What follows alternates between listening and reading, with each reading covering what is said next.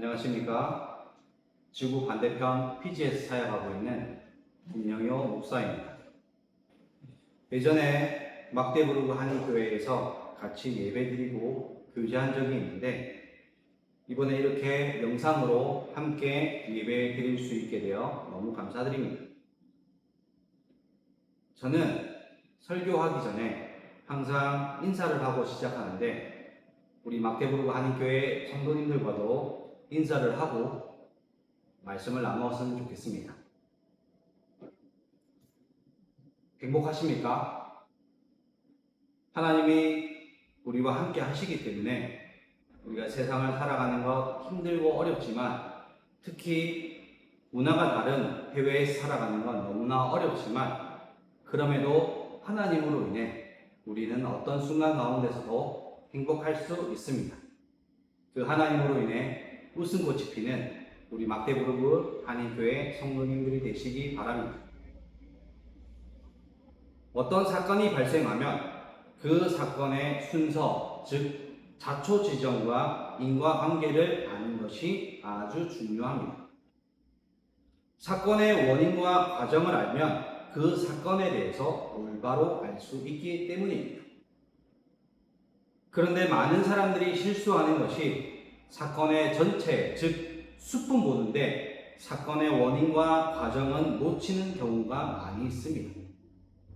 반대로 나무는 보는데 숲을 보지 못할 때도 있습니다.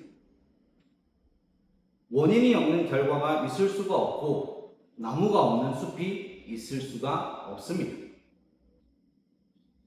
나무만 보면 큰 그림을 놓칠 수도 있고 또 큰 그림만 보면 작고 소중한 것들을 놓칠 수도 있습니다. 그렇기 때문에 우리는 우리의 삶 가운데 역사하시고 우리를 인도하시는 그 하나님의 큰 그림을 믿고 살아가야 되지만 동시에 날마다 베풀어 주시는 소소한 하나님의 은혜를 통해서 감사하고 찬양하고 행복한 하루하루를 살아갈 수 있어야 됩니다. 성경도 마찬가지입니다. 성경의 전체적인 흐름인 숲을 보는 것 아주 중요합니다. 그리고 세부적인 나무를 보는 것 역시 놓쳐서는 안 됩니다. 성경이 하나님의 말씀이긴 하지만 인간의 글로 쓰여진 문학 작품이기 때문에 성경에는 다양한 문학적 표현들이 나오고 그리고 성경의 사건들에는 자초지정이 있습니다. 대표적인 것이 세상의 원리로는 감사하면 기적이 생기고 좋은 일이 생긴다라고 이야기합니다. 그런데 성경에서 말하는 하나님의 원리로는 하나님이 우리에게 먼저 일해 주시고 은혜를 베풀어 주시기 때문에 우리가 감사할 수 있고 찬양할 수 있는 것입니다. 이스라엘 백성들이 출애굽을 한 이후에 앞에는 홍해가 막혀 있고 뒤에는 애국 군대가 쫓아오고 있을 때 이스라엘 백성들은 하나님과 모세를 원망하고 불평했습니다. 그때 하나님은 이스라엘 백성들에게 먼저 감사하고 찬양해라. 그러면 홍해가 열릴 것이다 라고 말씀을 하시지 않고 출애굽기 14장 13절에 보면 너희는 두려워하지 말고 가만히 서서 여호와께서 오늘 너희를 위하여 행하시는 구원을 보라 라고 말씀하셨고 그리고 하나님이 직접 홍해를 가르셨습니다. 하나님께서 홍해를 가르심으로 하나님이 이스라엘 백성들을 구원해 주셨습니다. 그리고 나오는 사건이 출애굽기 15장 1절과 2절입니다. 이때에 모세와 이스라엘 자손이 이 노래로 여호와께 노래하니 일러스되 내가 여호와를 찬송하니 그는 높고 영화로우시며 말과 그 탄자를 바다에 던지셨음이로다. 여호와는 나의 힘이요 노래이시며 나의 구원이시로다. 그는 나의 하나님이시니 내가 그를 찬송할 것이요 내 아버지의 하나님이시니 내가 그를 높이리로다. 이렇게 하나님께서 먼저 일해 주시고 그 일하심에 대해서 이스라엘 백성들이 하나님을 찬양하는 것, 이것이 하나님의 원리이고 하나님의 일하시는 순서입니다.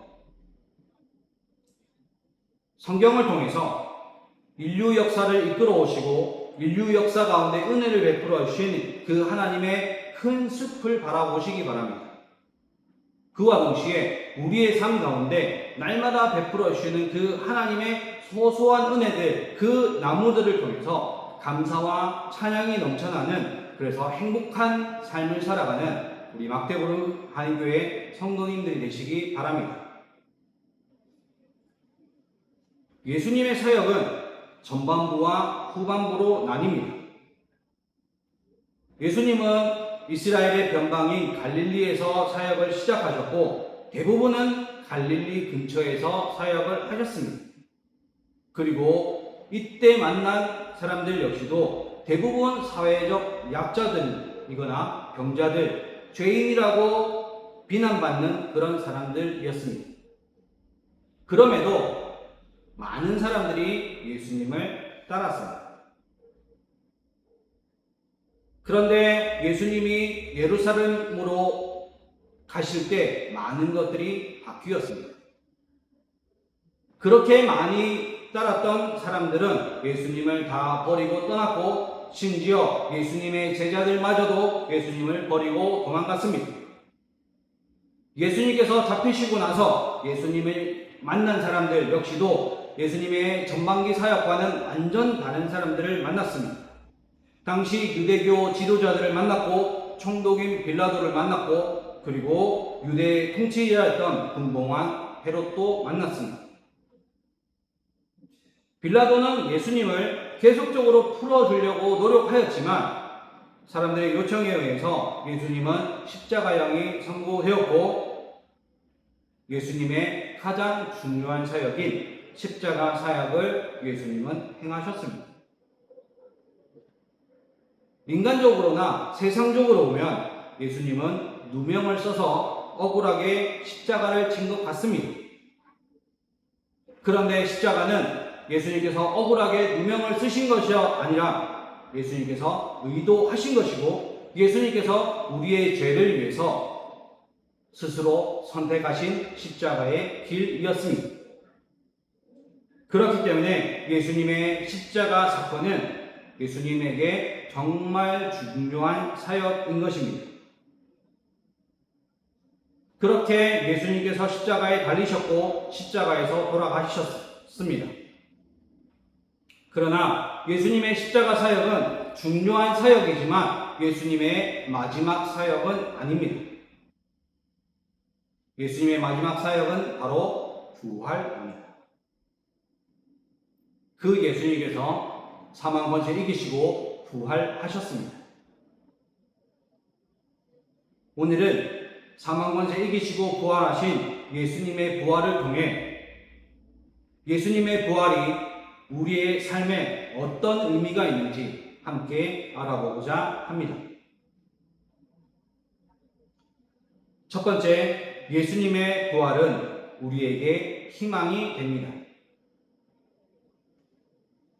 예수님의 삶, 예수님의 사역을 세상적으로 보면 너무나 절망적이고 너무나 비참합니다.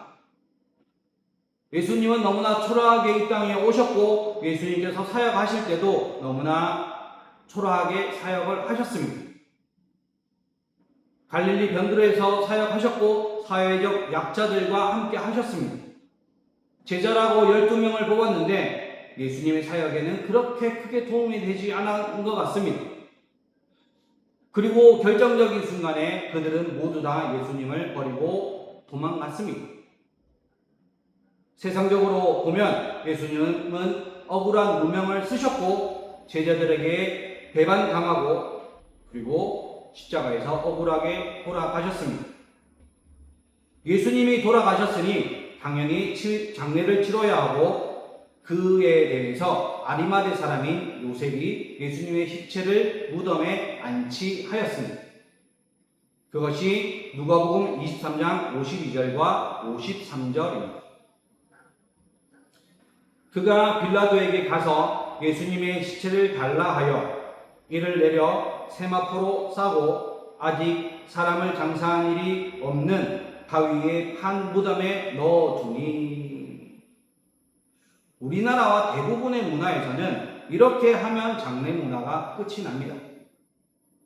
그런데 유대교에는 한 가지가 더 있습니다. 55절과 56절입니다.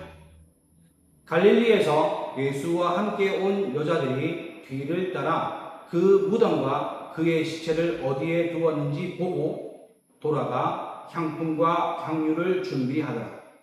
계명을 따라 안식일에 쉬더라. 그리고 24장 1절입니다. 안식 후 첫날 새벽에 이 여자들이 준비한 향품을 가지고 무덤에 가서, 여인들은 예수님이 돌아가시고 3일 만에 예수님의 무덤에 왔습니다. 이들이 무덤에 찾아온 것은 예수님께서 다시 살아나시고 부활하셨다는 것을 기대하고 찾아온 것이 아니라 그저 유대의 장례 절차에 따라 예수님의 시신에 향유와 향품을 바르기 위해서 찾아온 것입니다. 그런데 3절을 보면 들어가니 주 예수의 시체가 보이지 아니하더라. 예수님의 장례를 위해 무덤에 왔는데 예수님의 시체가 없어졌습니다. 만약 이들이 3일 만에 부활하신다는 예수님의 말씀을 기억했다면 예수님의 시체가 없어진 것, 그것을 보고 기뻐하면 됩니다. 그런데 현실은 전혀 그렇지 않고 현실은 전혀 다릅니다. 4절, 이로 인해 근심할 때에. 이 여인들에게 예수님의 시체가 보이지 않는 것은 다행이 아니라 근심거리가 되었고 걱정거리가 되었습니다. 이 여인들의 반응, 인간적으로 보면 당연한 반응입니다. 왜냐하면 세상에서는 사람들에게 죽음은 끝이기 때문입니다. 세상적으로 보면 예수님의 사역은 너무너무 절망적으로 끝이 났습니다. 그런데 하나님의 관점에서는 이제부터 반전의 시작이 됩니다. 그것이 바로 4절과 5절입니다. 문득 찬란한 옷을 입은 두 사람이 곁에 섰는지라. 여자들이 두려워 얼굴을 땅에 대니 두 사람이 이르되 어찌하여 살아있는 자를 죽은 자 가운데서 찾느냐라고 나와 있습니다. 절망 가운데 있는 여인들에게 천사가 와서 한 말 무엇입니까? 예수님께서 부활하셨다, 예수님께서 살아나셨다, 그것을 알려주는 것입니다. 그 예수님께서 사망 권세 이기시고 부활하셨습니다. 절망에서 희망으로 바뀌는 순간입니다.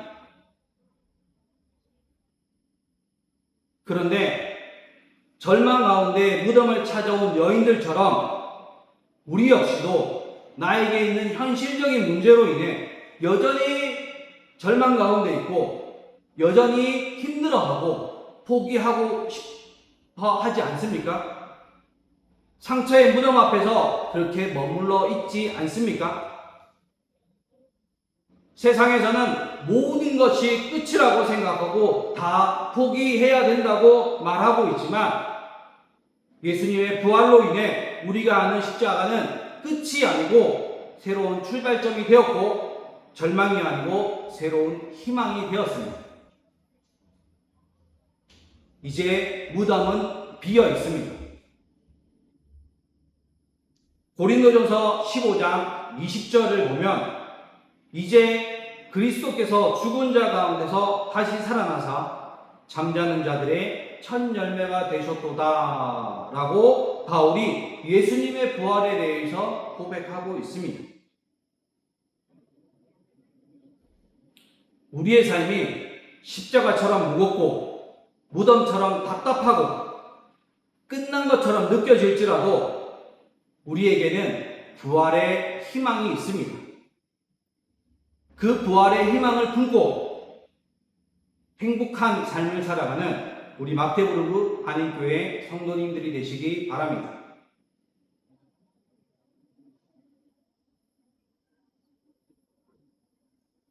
두 번째, 부활은 증명하는 것이 아니라 기억하는 것입니다. 기독교를 계시의 종교라고 합니다. 기독교는 하나님을 소개하고 하나님을 알게 하고 그 하나님을 믿는 종교입니다. 그 하나님을 누가 알게 계시할까요? 누가 알 수 있을까요? 바로 하나님이 하실 수 있습니다. 그래서 하나님이 사람들에게 먼저 찾아와 주시고 하나님이 하나님에 대해서 스스로 증명하고 계시해 주시는 것이기 때문에 계시해 주십니다. 하나님이 스스로 계시하지 않으면 인간 스스로 하나님을 알 수 있는 방법 절대로 없습니다. 성경을 보면 모든 하나님의 사역은 하나님이 다 하셨습니다. 그래서 성경은 인간이 하나님을 찾는 책이 아니라 인간이 하나님을 알 수 있도록 하나님 스스로가 하나님을 증명해 주시고 계시해 주신 하나님의 계시의 책입니다. 하나님의 계시 사역은 하나님이 하시고 하나님이 계획하시고 하나님이 실행하시고 하나님이 완성하십니다. 그래서 하나님이 하나님에 대해 소개하시는 것이고 하나님이 하나님에 대해서 증명하시는 것, 그것이 바로 하나님의 계시 사역입니다. 그 하나님의 계시 사역 누구를 위해서 할까요? 바로 저와 여러분을 위해서 하나님께서 일해 주시고 계시해 주십니다. 그 하나님께서 예수님이 하나님의 아들이고 그리스도인 것을 증명해 주셨습니다. 그리고 부활하신 것 역시 하나님께서 증명해 주십니다. 그래서 예수님은 제자들에게 너희가 내가 하나님인 것을, 내가 그리스도인 것을 사람들에게 증명하라라고 말씀하지 않으셨고 오히려 예수님 스스로가 하나님이시고 그리스도이신 것을 나타내시고 사역하시고 능력을 행하셨습니다. 예수님의 부활 역시도 마찬가지입니다. 예수님께서 부활하셨습니다. 예수님의 부활 누가 증명해야 될까요? 하나님이 하셔야 되고 예수님이 하셔야 됩니다. 그래서 5절과 6절 두 사람이 이르되 어찌하여 살아있는 자를 죽은 자 가운데서 찾느냐? 여기 계시지 않고 살아나셨느니라. 여인들이 예수님의 부활에 대해서 이해하지 못하고 예수님이 시신이 없어진 그 사실에 대해서 절망하고 있을 때 예수님께서 찬란한 옷을 입은 두 사람을 보내어서 예수님께서 살아나셨고 부활하셨다는 것을 여인들에게 알려주시는 것, 그것이 하나님이 일하시는 방법이고 예수님께서 일하시는 방법입니다. 그래서 사도행전에 나오는 모든 제자들과 바울은 서신서에서 예수님이 하나님의 아들이셨다라고 증명하지 않고 예수님께서 부활하셨다는 것을 증명하려고 노력하지도 않습니다. 그리고 그 어떤 객관적인 증거도 제시하지 않습니다. 그들이 강조한 것 오직 한 가지, 바로 너희가 십자가에서 죽인 예수를 하나님이 죽은 자 가운데서 살리셨고 우리는 그 일의 증인이고 그 예수로 말미암아 우리가 변화되었고 새 사람이 되었다라고 자신들에게 되어진 일, 예수 그리스도로 인해서 자신들이 변화받은 그것에 대해서 말하고 있고 그것에 대해서 기억하고 있고 그것을 증거하고 있습니다. 기독교의 사역은 하나님께서 하시는 일과 사람들이 하는 일 확실히 다릅니다. 오늘 본문을 보면 무덤에서 돌이 옮겨졌습니다. 누가 옮겼을까요? 당연히 제자들이나 여인들, 즉 사람들이 옮긴 것은 아닙니다. 성경에는 나오지 않지만 아마도 하나님 편에서 돌을 옮겼을 것입니다. 예수님께서 부활하시는데 제자들이나 여인들이 할 수 있는 일 아무것도 없습니다. 예수님의 부활은 전적으로 하나님이 하셔야 되고 하나님이 모든 것을 진행하셔야 되는 하나님의 일입니다. 하나님께서 돌을 옮기셔야 되고 하나님께서 예수님을 살리셔야만 됩니다. 그 하나님의 일하심의 결과가 6절입니다. 살아있는 자. 하나님의 일하심의 결과로 예수 그리스도가 부활하셨고 살아나셨습니다. 그 살아계신 하나님, 그 살아계신 예수님께서 지금도 살아계시고 지금도 우리를 위해서 일해 주시고 우리에게 은혜를 베풀어 주십니다. 그 하나님께서, 그 예수님께서 우리에게 원하시는 것, 우리에게 바라는 것 무엇일까요? 6절 후반부입니다. 갈릴리에 계실 때 너희에게 어떻게 말씀하셨는지를 기억하라.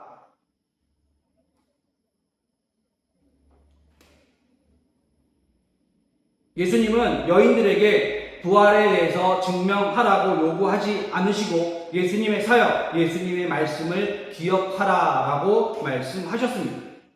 그렇기 때문에 우리가 해야 되는 것, 부활에 대해서 증명하고 증명하는 것이 아니라 하나님의 은혜를 기억하고 예수님의 은혜를 기억하는 것, 그것면 됩니다. 그것이 7절과 8절입니다. 이르시기를 인자가 죄인의 손에 넘겨져 십자가에 못 박히고 제3일 만에 다시 살아나야 하리라 하셨느니라 한데 그들이 예수의 말씀을 기억하고, 여인들이 예수님의 말씀, 예수님이 부활하신 것, 예수님의 모든 사역들, 그것을 기억하면 됩니다.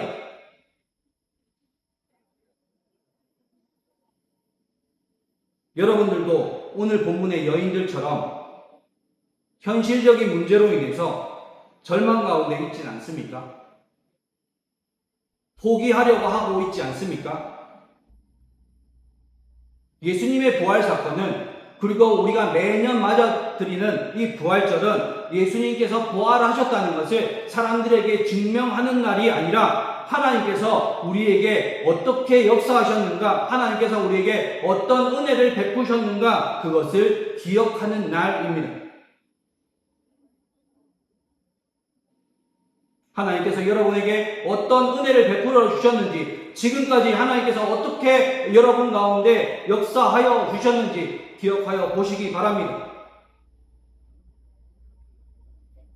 부활하셔서 살아계신 예수님께서 복음서에서 말씀하셨던 것처럼, 역사하셨던 것처럼, 예전에 여러분의 삶 가운데 역사하셨던 것처럼 지금 역시도 동일하게 하나님께서 여러분 가운데, 예수님께서 여러분 삶 가운데 동일하게 은혜를 베풀어 주시고 인도하여 주실 것입니다. 그러니 현실적인 문제로 인해 절망하고 포기하지 마시기 바랍니다. 시선을 무덤과 십자가에 두는 것이 아니라 부활하신 예수님께 두고 희망을 품고 다시 일어서십시오. 그리고 부활하신 예수님으로 인해 행복하고 웃음꽃이 피는 삶을 살아가는 우리 막대부르 한인교회 성도님들 되시기를 주님의 이름으로 축원합니다. 기도하겠습니다. 살아계신 하나님, 부활하신 그 하나님을 우리가 기억합니다. 그 하나님의 말씀 기억합니다. 우리에게 베풀어 주신 그 하나님의 은혜 기억합니다. 현실적인 문제가 녹록지 않고 힘들다고 할지라도 그 하나님의 은혜를 기억하고 다시 일어설 수 있는 우리 막대부르 한인교회 성도님들이 될 수 있도록 하여 주시옵소서. 함께 하시고 동행하여 주실 것을 믿고 감사드리며 예수 그리스도의 이름으로 기도드립니다. 아멘.